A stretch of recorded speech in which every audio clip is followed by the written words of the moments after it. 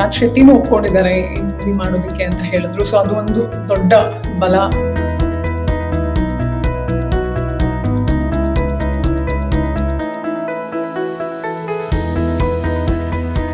ನಮಸ್ಕಾರ ವೀಕ್ಷಕರೇ, the federal ಕರ್ನಾಟಕದ ವಿಶೇಷ ಕಾರ್ಯಕ್ರಮಕ್ಕೆ ಸ್ವಾಗತ. ನಾನು ಪೂರ್ಣಿಮಾ ಪರ್ಣಂಕಿಲ. ಒಂದು ಉತ್ತಮ ಸಿನಿಮಾ ಬಂದ್ರೆ ಪ್ರೇಕ್ಷಕರು ಕೈ ಬಿಡಲ್ಲ ಅನ್ನೋದಕ್ಕೆ ಇತ್ತೀಚೆಗೆ ತೆರೆ ಕಂಡ ಕರಾವಳಿ ಸಿನಿಮಾವೇ ಸಾಕ್ಷಿ. ಕರಾವಳಿಯ ಹಿನ್ನೆಲೆ, ಕಂಬಳದ ಹಿನ್ನೆಲೆ ಹಾಗೂ ಅದ್ಭುತ ಮೇಕಿಂಗ್ ಮತ್ತು ತಾರಾಂಗಣದಿಂದ ಈ ಸಿನಿಮಾ ಇತ್ತೀಚೆಗೆ ಭಾರಿ ಪ್ರಶಂಸೆಯನ್ನು ಪಡ್ಕೊಂಡಿದೆ. ಈ ಸಿನಿಮಾದ ಮೂಲಕ, ಒಂದು ಸಣ್ಣ ಪಾತ್ರದ ಮೂಲಕ ಇಡೀ ಸಿನಿಮಾಕ್ಕೆ ಒಂದು ಸಿನಿಮಾದ ಕತೆಗೆ ತಿರುವು ನೀಡುವ ಪಾತ್ರವನ್ನು ಈ ಸಿನಿಮಾದಲ್ಲಿ ಮಾಡಿದ್ದಾರೆ ಸುಷ್ಮಿತಾ ಭಟ್ ಅವರು. ಅವರಿವತ್ತು ನಮ್ಮೊಂದಿಗಿದ್ದಾರೆ. ಅವರಿಗೆ ಅವರ ಈ ಸಿನಿಮಾದ ಬಗ್ಗೆ, ಈ ಸಿನಿಮಾದ ಜರ್ನಿ ಬಗ್ಗೆ ಹಾಗೂ ಅನುಭವಗಳ ಬಗ್ಗೆ ನೇರ ಅವರೊಂದಿಗೆ ಮಾತಾಡೋಣ. ಕಾರ್ಯಕ್ರಮಕ್ಕೆ ಸ್ವಾಗತ ಸುಷ್ಮಿತಾ ಅವರೇ. Thank you Purnima. ನಿಮ್ಮ ಈ ಸಿನಿಮಾದಲ್ಲಿ ನಿಮ್ದೊಂದು ಅದ್ಭುತವಾದ ಪಾತ್ರ, ಚಿಕ್ಕ ಪಾತ್ರ ಆದ್ರೂ ಕೂಡ ಜನರ ಮನಸ್ಸಲ್ಲಿ ಉಳಿಯುವ ಪಾತ್ರ. ನಿಮ್ಗೆ ಹೇಗ್ ಅನ್ಸುತ್ತೆ? ರಿಯಾಕ್ಷನ್ ಏನಿತ್ತು ಜನರದ್ದು? ನನ್ನದು ನೀವು ಹೇಳ್ದಂಗೆ ಒಂದು ಸಣ್ಣ ಪಾತ್ರ. ಆದ್ರೆ ಯಾರು ಆ ಪಾತ್ರಕ್ಕೆ ಹೇಗೆ ಒಂದು ಏನ್ ಹೇಳ್ತಾರೆ, ಆ ಪಾತ್ರ ಅವಳು ನೆಕ್ಸ್ಟ್ ಲೈಫಿನ ಒಂದು ನೆಕ್ಸ್ಟ್ ಸ್ಟೆಪ್ಗೆ ಹೋಗ್ಬೇಕಾದ್ರೆ ಅದು ಹೇಗೆ ನಡೆಯುತ್ತೆ ಅನ್ನೋದನ್ನ ಈ ತರ ಯಾರು ಇಮ್ಯಾಜಿನ್ ಮಾಡಿರ್ಲಿಲ್ಲ. ಸೊ ಸ್ವಲ್ಪ ಡಿಫ್ರೆಂಟ್ ಆಗಿ ತೋರಿಸ್ಕೊಟ್ಟಿದ್ದಾರೆ. ಅವಳು ಹೇಗೆ ಮದ್ವೆ ಆಗ್ತಾಳೆ, ಅವಳು ಹೇಗೆ ಒಂದು ಕಂಬಳನ ಓಟಗಾರನನ್ನ ಹೇಗೆ ಅವಳ ಲೈಫಿನ ಒಂದು ಭಾಗ್ಯ ಆಗ್ತಾಳೆ ಅನ್ನೋದನ್ನ ಒಂದು ಸ್ವಲ್ಪ ಡಿಫ್ರೆಂಟ್ ಆಗಿ ತೋರಿಸಿದ್ದಾರೆ. ಹಾಗಾಗಿ ನನ್ಗದು ಇಷ್ಟ ಆಯ್ತು. ಮೊದಲ ಬಾರಿ ಈ ಸಿನಿಮಾದ ಕತೆ ಅಂದ್ರೆ ಈ ಪಾತ್ರದ ಬಗ್ಗೆ ನಿಮ್ಗೆ ಕೇಳಿದಾಗ ಏನ್ ಅನ್ಸ್ತು? ಯಾಕೆ ಮಾಡ್ಬೇಕು ಅನ್ಸ್ತು ನಿಮ್ಗೆ? ಒಂದು ಕಂಬಳದ ಬಗ್ಗೆ ಜಾಸ್ತಿ ಮೂವಿ ಇರ್ಲಿಲ್ಲ. ಅಂಡ್ ನನಗೆ ಕಂಬಳದ ಕಾಂಟ್ರವರ್ಸಿ ಕೂಡ ತುಂಬಾ ಕೇಳೋದಕ್ಕೆ ಸ್ವಲ್ಪ ಎಕ್ಸೈಟಿಂಗ್ ಆಗಿತ್ತು. ಆಮೇಲಿಂದ ಅವರು ನನಗೆ ಎಕ್ಸ್ಪ್ಲೇನ್ ಮಾಡಿದ ರೀತಿ, ಏನಕ್ಕೆ ಕಂಬಳ ಒಂದು ವೆರಿ ಇಂಪಾರ್ಟೆಂಟ್ ಸ್ಪೋರ್ಟ್ ಅಂತ ಎಕ್ಸ್ಪ್ಲೇನ್ ಮಾಡಿದ ರೀತಿ ನನಗೆ ತುಂಬಾ ಇಷ್ಟ ಆಯ್ತು. ಆಮೇಲೆ ನಿಮ್ಗೆ ಹೇಳ್ದಾಗೆ ನನ್ನನ್ನ ಹೇಗೆ ಡಿಫ್ರೆಂಟ್ ಆಗಿ ತೋರಿಸಿದ್ದಾರೆ ಅಂದ್ರೆ, ಅವಳು ಜಸ್ಟ್ ಮದ್ವೆ ಆಗಿ ಹೋಗ್ತಿಲ್ಲ, ಬಟ್ ಅಂದ್ರೆ ಆ ಮದ್ವೆಯಲ್ಲಿ ಹೇಗೆ ಸ್ವಲ್ಪ ಡಿಫ್ರೆಂಟ್ ಆಗಿ ತೋರಿಸಿದ್ದಾರೆ. ಆ ವಿಷಯಗಳು ನನಗೆ ಚಿಕ್ಕದು ಇಷ್ಟ ಆಯ್ತು. So and of course Raj Shetty ಅವ್ರ ಜೊತೆಗೆ ಕಲೀಲಿಕ್ಕೆ ಸ್ವಲ್ಪ ಸಿಗಬಹುದು ಅಂತ ಹೇಳಿ ನಾನು ಬಂದಿದ್ದು. ಸೊ ಇದು ಕರಾವಳಿ ಹಿನ್ನೆಲೆ ಆಗಿರೋದ್ರಿಂದ ಕಂಬಳ ಶೂಟಿಂಗ್ ನಡೆಯುವ ಸ್ಪಾಟ್ ನ ಅನುಭವ ಹೇಗಿತ್ತು? ಹೇಗನ್ಸ್ತು ನಿಮ್ಗೆ? ಒಂದು ಮಂಗಳೂರು ಕಡೆ ಹುಡುಗಿಯ ಪಾತ್ರ ಮಾಡಿದಿರಿ ನೀವು, ಹೇಗನ್ಸ್ತು ನಿಮ್ಗೆ? ನಾನು ಇದುವರೆಗೂ ಕಂಬಳ ನೋಡೇ ಇರ್ಲಿಲ್ಲ. ಮೂವಿ ಮೂಲಕನೇ ನಾನು ನೋಡ್ಲಿಕ್ಕಾಗಿದ್ದು. ಆಮೇಲೆ ಕಂಬಳ ಆಡೋ ಜಾಗ ಎಲ್ಲ ನೋಡ್ಕೊಂಡ್ ಬಂದೆ ನನ್ನ ಶೂಟಿಂಗ್ ಟೈಮಲ್ಲಿ. ನನ್ಗೆ ಅದೇ ಬರೀ ಓಡೋದ್ ಮಾತ್ರ ಅಲ್ಲ, ಅಂದ್ರೆ ಆ ಮಣ್ಣಿನ ಮೇಲೆ ಓಡೋದು, ಕಾಲಿಗೆ ಚುಚ್ಚಿ ಏನೋ ಸ್ವಲ್ಪ ನಾವ್ ಅನ್ಕೊಂಡಿರೋ ಹಾಗೆ ಅಷ್ಟು ಸುಲಭ ಅಲ್ಲ ಅದು. It's a difficult sport. ಅಂದ್ರೆ ಒಬ್ಬ ಓಟಗಾರನಿಗೆ ಏನೇನೋ ಚಾಲಾಕಿ ಬೇಕು ಅದರಲ್ಲಿ ಓಡೋದಿಕ್ಕೆ ಅನ್ನೋದನ್ನ ಕಲೀಲಿಕ್ಕಾಯ್ತು ನನ್ಗೆ.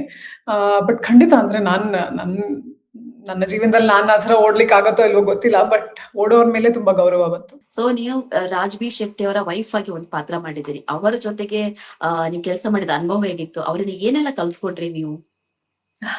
ಅವರು ತುಂಬಾ ಗ್ರೌಂಡೆಡ್ ಹ್ಯೂಮನ್ ಬೀಯಿಂಗ್, ತುಂಬಾ ಹಂಬಲ್ ಆಗಿರ್ತಾರೆ. ಒಂದು ದೊಡ್ಡ ಸ್ಟಾರ್ ಅನ್ನುವಂತಹ ಒಂದು ಏನು ಅವರಲ್ಲಿ ಈಗೋ ಆಗ್ಲಿ ಅಥವಾ ಏನೋ ಪ್ರೈಡ್ ಆಗ್ಲಿ ಇಲ್ಲ. ಸೊ ನಮ್ಮೊಟ್ಟಿಗೆಲ್ಲ ಅವರು ತುಂಬಾನೇ ಒಳ್ಳೆ ರೀತಿಯಿಂದ ಮಾತಾಡ್ತಾರೆ. ಆಮೇಲಿಂದ ಅವ್ರ ಜೊತೆಗಿದ್ದಾಗ ಬರೀ ಹಾಸ್ಯ, ನಗು ಅದರಲ್ಲೇ ಮುಳುಗಿರ್ತೀವಿ ನಮ್ಮ ಕಾಸ್ಟ್ ಅಂಡ್ ಕ್ರೂ ಎಲ್ಲರೂ. ಸೊ ಅವ್ರಿದ್ದಾಗ ಅವ್ರ ಪಕ್ಕದಲ್ಲಿರೋ ಜನರನ್ನ ಇಟ್ಕೊಳ್ಳೋ ರೀತಿ ನೋಡಿದ್ರೇನೆ ನಿಮ್ಗೆ ಅವ್ರ ಜೊತೆಗೆ ಇನ್ನ ಟೈಮ್ ಸ್ಪೆಂಡ್ ಮಾಡ್ಬೇಕು ಅಂತ ಇಷ್ಟ ಆಗುತ್ತೆ. ನಂಗೆ ಅವ್ರ ಜೊತೆ ಸ್ವಲ್ಪ ಸ್ಕ್ರೀನ್ ಟೈಮ್ ಸ್ವಲ್ಪ ಕಡಿಮೆನೆ ಇತ್ತು. ಸೊ ಆ ಸ್ವಲ್ಪ ಟೈಮ್ ಅಲ್ಲಿ ನೀವು ಏನೆಲ್ಲ ಅಂದ್ರೆ ಇನ್ಸ್ಪೈರ್ ಆಗಿರೋ ವಿಷಯ ಏನಾದ್ರು ಇದೆಯಾ ನಿಮ್ಗೆ ಅವರಿಂದಾಗಿ? ಹಾ ಇದೆ. ಸೊ ಒಂದು ಸಿಚುವೇಶನ್ ನಡೀತು.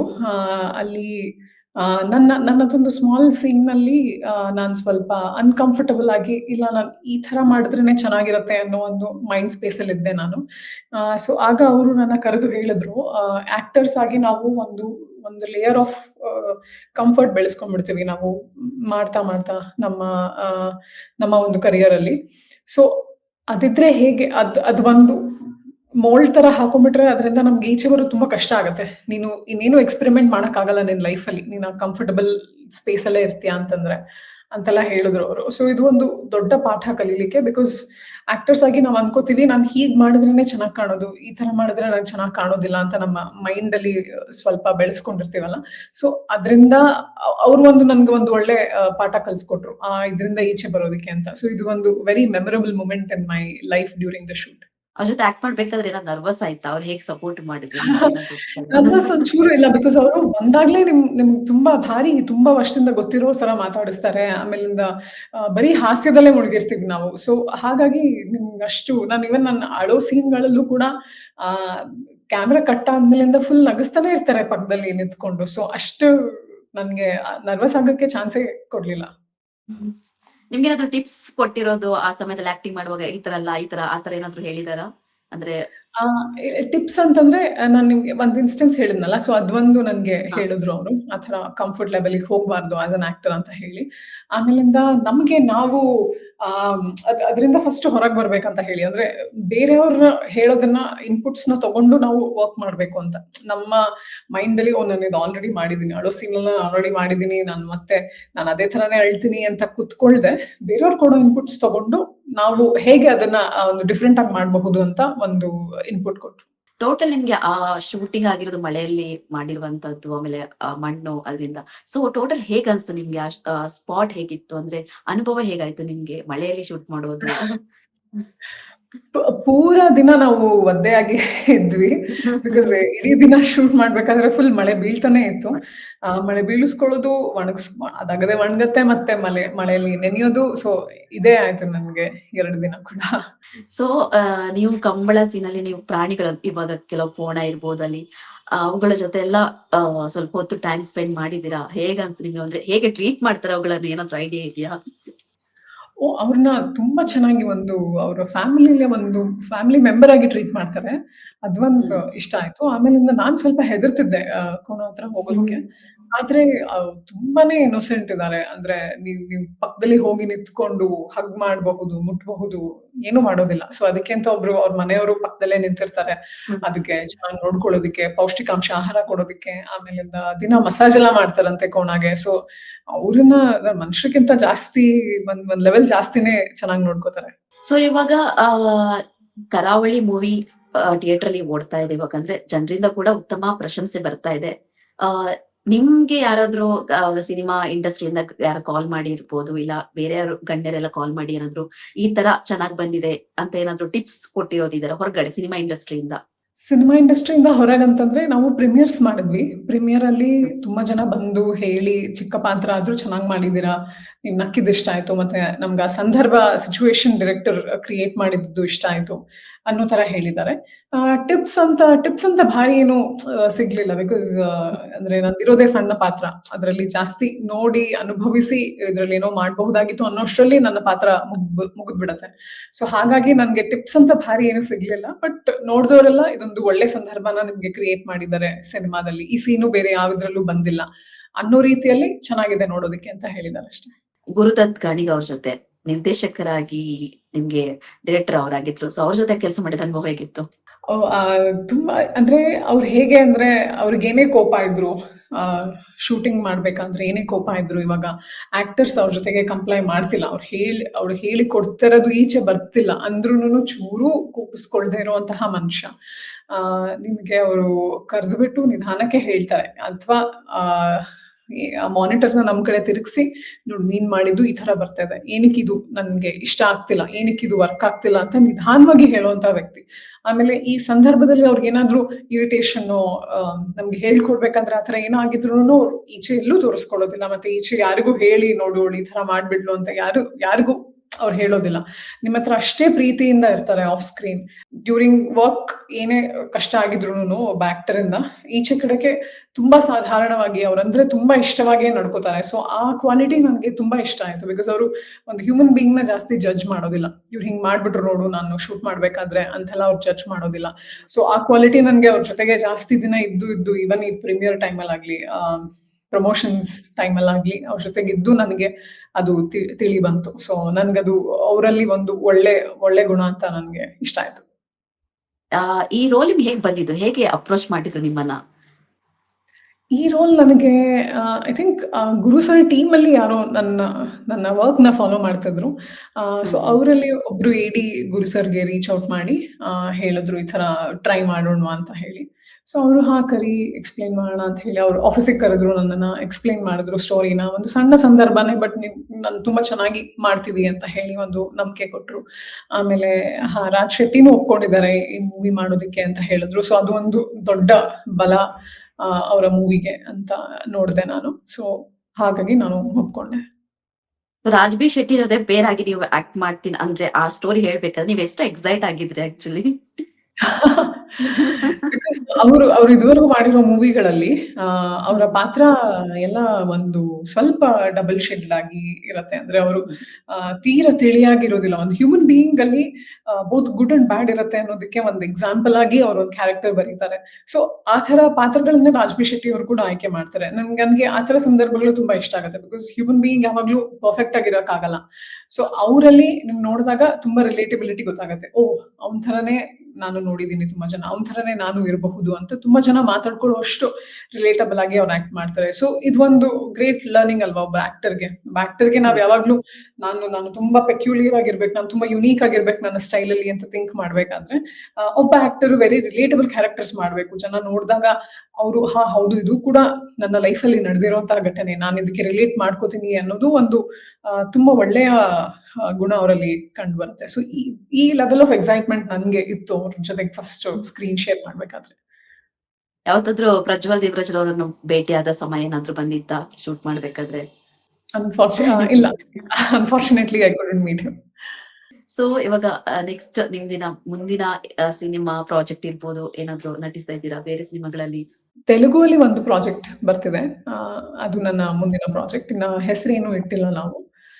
ಜಸ್ಟ್ ಅದ್ರಲ್ಲಿ ವರ್ಕ್ ಮಾಡ್ತಿದೀವಿ. ಒಂದು ಸ್ಕೆಡ್ಯೂಲ್ ಆಗಿದೆ ಅಷ್ಟೇ. ಓಕೆ. ಸೊ ಈ ಕರಾವಳಿಯ ಒಂದು ಸಂಸ್ಕೃತಿ ನೀವು ಹೇಗೆ ಅನುಭವಿಸಿದ್ರಿ ಅಂತ ಹೇಳಿದ್ರೆ, ಕಲ್ಚರ್ ಹೇಗೆ ಇಷ್ಟ ಆಯ್ತು ನಿಮ್ಗೆ? ನನಗೆ ಅವರಲ್ಲಿ ಒಂದು ಏನಂತಾರೆ, ಒಂದು ಒಗ್ಗಟ್ಟನ್ನ ಹೇಳಕ್ಕಾಗಲ್ಲ. ನನ್ಗದು ಪದ ಸಿಗ್ತಿಲ್ಲ ಕರೆಕ್ಟ್ ಆಗಿ ಹೇಳೋದಕ್ಕೆ. ಅವರಲ್ಲಿ ಒಂದು ನಾವೆಲ್ಲ ಒಂದೇ ಮನೆಯವರು ಅಂತ ಒಂದು ಭಾವನೆ ಅವರಲ್ಲಿ ಇದೆ. ಅದಕ್ಕೂ ಹೆಚ್ಚಾಗಿ ನೀವು ಏನಾದ್ರೂ ಒಂದು ಮಾಡಕ್ ಬರ್ತಿದ್ದೀರಾ ಅಂದಾಗ ಆ ಊರ್ನವರೆಲ್ಲ ನಿಮ್ಗೆ ಎಷ್ಟು ಸಹಾಯ ಕೊಡ್ತಾರೆ ಅನ್ನೋದು ನೋಡಿದ್ರೆ ನಿಮ್ಗೆ ಖುಷಿ ಆಗುತ್ತೆ. ಬಿಕಾಸ್ ಅಷ್ಟು ಕೋಣಗಳನ್ನ ತರೋದಾಗ್ಲಿ, ಆಮೇಲಿಂದ ಕೋಣದ ಜೊತೆಗೆ ಇದ್ಕೊಂಡು ನಾವು ಶೂಟ್ ಮುಗಿಯೋ ತನಕ ನಮ್ಗೆ ಸಹಾಯ ಮಾಡೋದಾಗ್ಲಿ, ಅಂಡ್ ಪ್ಲಸ್ ಆಕ್ಟರ್ಸ್ ಆಗಿ ನಾವು ಕೋಣದ ಹತ್ರ ಹೋದಾಗ ಹೇಗೆ ವರ್ತಿಸ್ಬೇಕು ಕೋಣದ ಮುಂದೆ ಅನ್ನೋದೆಲ್ಲ ಹೇಳ್ಕೊಡೋದಾಗ್ಲಿ. ಸೊ ಇದೆಲ್ಲ ಅವ್ರಿಗೆ ತುಂಬಾ ಸಾಧಾರಣವಾಗಿ ಬರುತ್ತೆ. ಅಂದ್ರೆ ಅವ್ರು ಇದೊಂದು ಕೆಲ್ಸ ಅನ್ನೋ ತರ ನೋಡೋದಿಲ್ಲ. ಇವರೆಲ್ಲರೂ ನಮ್ಮವರೇ ಅನ್ನೋ ಒಂದು ಭಾವನೆ ಅವರಲ್ಲಿ ಇರುತ್ತೆ. ಸೊ ಆ ಭಾವನೆ ನನ್ಗೆ ತುಂಬಾ ಇಷ್ಟ ಆಯ್ತು. ಪ್ಲಸ್ ನಮ್ಗೆ ಊಟಕ್ಕಾಗ್ಲಿ ಅಥವಾ ನಮ್ಗೆ ಏನಾದ್ರೂ ಹೊಸ ತಿಂಡಿ ತಿನಿಸುಗಳು ಟ್ರೈ ಮಾಡೋದಿಕ್ಕಾಗ್ಲಿ ಅವರು ತುಂಬಾನೇ ಪ್ರೀತಿಯಿಂದ ನಮಗ್ ಬಂದು ತಂದ್ಕೊಡ್ತಾ ಇದ್ರು. ಸೊ ಈ ಎಲ್ಲಾ ಇದನ್ನ ನೋಡಿದಾಗ ನಮ್ಗೆ ಅಯ್ಯೋ ಎಷ್ಟು ಒಳ್ಳೆಯವರಿದಾರಲ್ಲ ಅವರು ಅನ್ನೋ ತರ ಅನ್ಸುತ್ತೆ. ಏನೆಲ್ಲ ಟ್ರೈ ಮಾಡಿದ್ರಿ ಕರಾವಳಿಯಲ್ಲಿ? ಏನ್ ಇಷ್ಟ ಆಯ್ತು ನಿಮ್ಗೆ? ಹೋಳಿಗೆ ಒಂದು ಟೈಪ್ ಆಫ್ ಹೋಳಿಗೆ ಮಾಡ್ಸಿದ್ರು. ಸೊ ನನ್ನ ಮತ್ತೆ ರಾಜ್ ಸರ್ದು ಒಂದು ಸೀನ್ ಇದೆ, ಮದುವೆ ಊಟದ ಸೀನ್ ಇದೆ. ಸೊ ಅದ್ರಲ್ಲಿ ನಾನು ಲಡ್ಡು ತಿಂದಿದ್ದ ಲೆಕ್ಕನೇ ಇಲ್ಲ, ಅಷ್ಟು ತಿಂದ್ಬಿಟ್ಟಿದ್ದೆ ಶೂಟ್ ಟೈಮ್ ಅಲ್ಲಿ. ಅದಾದ್ಮೇಲಿಂದ ಒಂದು ಉಪ್ಪಿನಕಾಯಿ, ಒಂದು ಜೈನರದ್ದು ಉಪ್ಪಿನಕಾಯಿ ಒಂದು ಮಾಡ್ತಾರೆ, ಸ್ವೀಟ್ ಅಂಡ್ ಸಾರ್ ತರ ಇರುತ್ತೆ. ಸೊ ಆ ಉಪ್ಪಿನಕಾಯಿ ನಾನು ತುಂಬಾ ಒಂದು ರಾಶಿ ಮನೆಗೆ ತಗೊಂಡ್ ಬಂದೆ ಇಷ್ಟ ಆಗಿ. ಇದೆಲ್ಲ ತಿಂದೆ ಅಷ್ಟೇ. ಕಂಬಳ ಗದ್ದೆಗೆ ಏನಾದ್ರು ಇಲ್ದ್ರ ನೀವು? ಆ ಚಾನ್ಸಸ್ ಏನಾದ್ರು ಸಿಗ್ತಾ ನಿಮ್ಗೆ?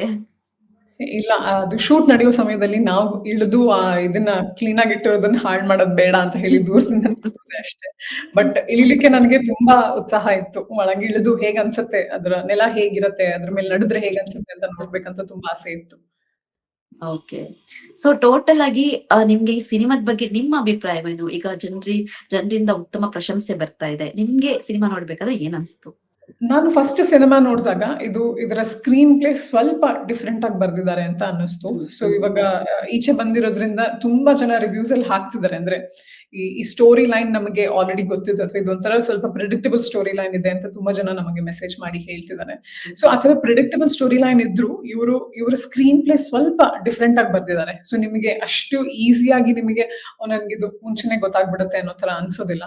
ನಿಮ್ಗೆ ಫಸ್ಟ್ ಹಾಫ್ ನೋಡಿದ್ರೆ ನಿಮ್ಗೆ ಇಲ್ಲೇನೋ ನಡೀತಿದೆ ಅಂತ ಗೊತ್ತಾಗುತ್ತೆ. ಆ ಕಂಬಳದ ವರ್ಲ್ಡ್ ಗೆ ಸ್ವಲ್ಪ ಸ್ಟೋರಿ ಬಿಲ್ಡಿಂಗ್ ಆಗುತ್ತೆ. ಸೆಕೆಂಡ್ ಹಾಫ್ ಅಲ್ಲಿ ಅದರ ಎಮೋಷನ್ಸ್ ಎಲ್ಲ ಈಚೆ ಬರುತ್ತೆ. ಏನಕ್ಕೆ ಆ ಊರಿನ ಜನ ಕಂಬಳ ಪ್ಲಸ್ ಒಂದು ವ್ಯಕ್ತಿಯ ಮೇಲೆ ಏನಕ್ಕೆ ಅಷ್ಟು ಪ್ರೀತಿ ಇಟ್ಕೊಂಡಿದ್ದಾರೆ ಅಂತ ಗೊತ್ತಾಗುತ್ತೆ.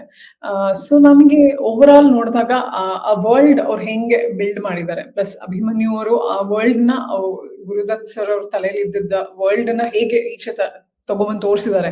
ವೆರಿ ಆರ್ಟಿಸ್ಟಿಕ್‌ಲಿ ಅವ್ರು ಲೈಟ್ ಅಪ್ ಮಾಡಿದ್ದಾರೆ ಆ ಸ್ಪೇಸ್‌ನ. ಸೊ ಇದೆಲ್ಲದೂನು ನನಗೆ ಇಷ್ಟ ಆಯ್ತು ಅದ್ರಲ್ಲಿ ನೋಡಿದಾಗ. ಈ ತರ ಯಾರು ಮಾಡಿಲ್ವಲ್ಲ, ಇದು ಗುಡ್ ಎಕ್ಸ್ಪೆರಿಮೆಂಟ್ ಅಂತ ಅನಿಸ್ತು. ಈ ಫಿಲ್ಮ್ ಅಲ್ಲಿ ಒಂದು ಟೋಟಲ್ ಒಂದು ಇದಾಗಿರೋದು ಭಾಗವಾಗಿರೋದು ನಮ್ದು ಮಿತ್ರ ಅವರು. ಸೊ ಅವರ ಆಕ್ಟಿಂಗ್ ನಿಮ್ಗೆ ಎಷ್ಟು ಇಷ್ಟ ಆಯ್ತು ಈ ಮೂವಿಯಲ್ಲಿ?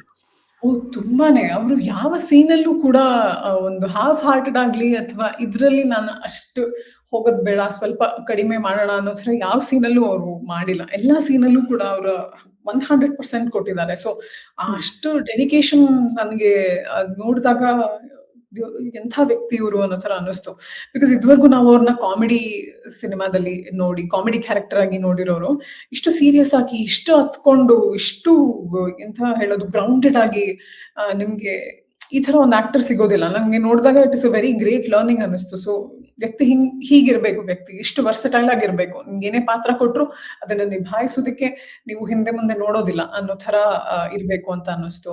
Because there are frames where ಅವರು ಅಳೋದಾಗ್ಲಿ, ಒಂದೊಂದು ಭಾಗದಲ್ಲಿ ಅವ್ರ ಎಮೋಷನಲ್ ಆಕ್ಟಿಂಗ್ ಆಗ್ಲಿ ನೋಡ್ಬೇಕು ನೀವು. ಅವರು ಕಿರ್ಚಿ ಫುಲ್ ಹತ್ತಿರೋದು ನೋಡಿದ್ರೆ ನಿಮ್ಗೆ ಕುತ್ಕೊಂಡು ಅದನ್ನ ತಡ್ಕೊಳ್ಳೋದಕ್ಕೆ ಆಗೋದಿಲ್ಲ. That emotion flows through you also. So ಅವರಿಂದ ನಮಗೆ ಆ ಎಮೋಷನ್ ಟ್ರಾನ್ಸ್ಫರ್ ಆಗುತ್ತೆ. ಸೊ ಅಷ್ಟು ಪವರ್ ಇದೆ ಅವ್ರ ಆಕ್ಟಿಂಗ್ ಅಲ್ಲಿ ಅಂತ ಹೇಳ್ಬೋದು. ನನ್ಗಂತೂ ತುಂಬಾ ಇನ್ಸ್ಪೈರಿಂಗ್ ಆಗಿ ಅನಿಸ್ತು ಅವ್ರ ಆಕ್ಟಿಂಗ್ ನೋಡ್ದಾಗ. ಓಕೆ. ಹಾಗೆ ರಮೇಶ್ ಇಂದಿರಾ ಅವರು ಕೂಡ ಗ್ರೇಟ್ ವಿಲನ್ ಪಾರ್ಟ್ ಮಾಡಿದ್ದಾರೆ. ಹೌದು, ಹೌದು. ಓಕೆ. ನಿಜಕ್ಕೂ ತುಂಬಾ ಖುಷಿ ಆಯ್ತು ಸುಷ್ಮಿತಾ ಭಟ್ ಅವ್ರು ನಿಮ್ ಜೊತೆ ಮಾತಾಡಿ. ಕರಾವಳಿಗೆ ನಿಮ್ಮ ಕರಾವಳಿಯಲ್ಲಿ ನಿಮ್ಮ ಪಾತ್ರಕ್ಕೆ ಸಿಗ್ತಿರೋ ಪ್ರಶಂಸೆ ಇನ್ನಷ್ಟು ಕೂಡ ಸಿಗ್ತಾ ಇರ್ಲಿ. ಇನ್ನಷ್ಟು ನಿಮ್ಗೆ ಅಪರ್ಚುನಿಟಿಗಳು ಸಿಗ್ಲಿ. ಒಳ್ಳೊಳ್ಳೆ ಮೂವಿಲಿ ನಟಿಸುವಂತಾಗ್ಲಿ ಅಂತ ಹೇಳಿ ನಮ್ ಕಡೆಯಿಂದ ಆಶಯ. ನಮ್ಮ ಕಾರ್ಯಕ್ರಮಕ್ಕೆ ಜಾಯಿನ್ ದಕ್ಕೆ ಧನ್ಯವಾದಗಳು ಸುಷ್ಮಿತಾ ಭಟ್ ಅವರೇ. Thank you so much Purnima ಅವರೇ. ನೀವು ಕೇಳಿದ ಪ್ರಶ್ನೆಗಳು ನನ್ಗೆ ತುಂಬಾ ಇಷ್ಟ ಆಯ್ತು ಆನ್ಸರ್ ಮಾಡೋದಕ್ಕೆ ಕೂಡ. ಬಿಕಾಸ್ ಈ ತರ ಯಾರು ಕೇಳೋದಿಲ್ಲ, ಬರೀ ಎಕ್ಸ್ಪೀರಿಯನ್ಸ್ ಏನು ಹಾಗೆ ಕೇಳ್ತಾರೆ. ಬಟ್ ಈ ಕೇಳಿದ ಪ್ರಶ್ನೆಗಳು ನನ್ಗೆ ತುಂಬಾನೇ ಇಷ್ಟ ಆಯ್ತು. Thank you so much. ವೀಕ್ಷಕರೇ, ಇದಾಗಿತ್ತು ಇವತ್ತಿನ ವಿಶೇಷ ಸಂದರ್ಶನ. ನೀವು ಕೂಡ ಸಿನಿಮಾ ನೋಡಿದ್ರೆ ನಿಮ್ಮ ಅಭಿಪ್ರಾಯಗಳನ್ನು ನಮ್ಮ ಕಮೆಂಟ್ ಬಾಕ್ಸ್ ನಲ್ಲಿ ತಿಳಿಸಿ. ಮುಂದಿನ ಸಂಚಿಕೆಯಲ್ಲಿ ಮತ್ತೊಬ್ಬ ಅತಿಥಿಯೊಂದಿಗೆ ಮತ್ತೆ ನಿಮ್ಮನ್ನು ಭೇಟಿಯಾಗ್ತೇನೆ. ನಮಸ್ಕಾರ.